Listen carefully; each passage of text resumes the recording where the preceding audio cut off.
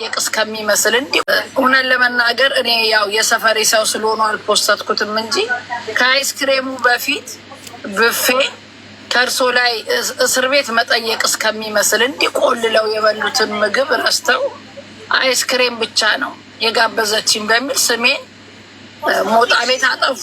ግን እኔ የቪዲዮ ማስረጃ አለኝ።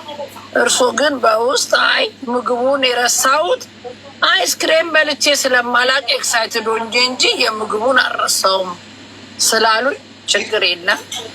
አሁን ደግሞ ወንድሜ ነግሮኝ እኛ ሱቅ ሄደው ጥልፍ ለማሰራት እንደሚያደርጉ ሙሉ ወጪውን እኔ ከበር አደርጋለሁ፣ የፈለገው ይጠለፍል እያለ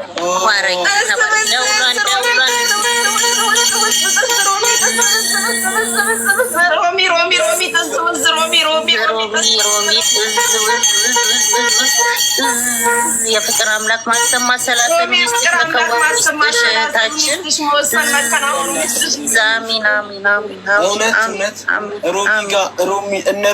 እነ ሮሚ ሱቅ ሳላቅ ሄድኩኝ። እውነት አላውቀውም ነበር።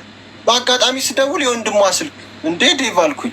ለካ የሮሚ ሱቅ መርካቶ ሄጄ እዚህ ጋር አንዳንድ ጥልፎች የእጅ ምልክት የምናምን ላሰራን ሄድኩትኝ። እዛ እነሱ ጋር መርካቶ ምርጥ ሱቅ አላቸው የባህላዊ። ከዛ በኋላ የሮሚ ሱቅ ነው ያው እግዜር ሲያገናኘን አሁን በነፃ አለች።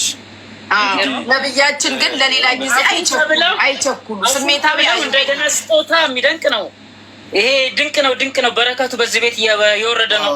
የፍቅር አምላክ ዝበሉ ታውቁ ሰዎች አንተስጡዙት ሰላምሽ ይብዛ ሮሚ። እናም ደግሞ ይቅርታ ማለትሽ ደግሞ ትልቅ ሰው ነሽ በእውነት ይቅርታ ብለሽ ያን አንቺን አይስክሪም ነው ያስበላችኝ ብዬ እኔ ክትፎውን እኮ ረስቼው ነው አስበልታኛለች። ግን እርስት መብላቴ የጉራጌ ቆጮ ይረሳል፣ ክትፎውን ይረሳለሁ። እግዚአብሔር ግን ያው አይስክሪማችን ግን ጥሩ አላረጉም። በተወደደ የኢትዮጵያ ኑሮ ቆጮውን ክትፎውን ያንን የመሰለ ነገር እኛም ሰምተናል።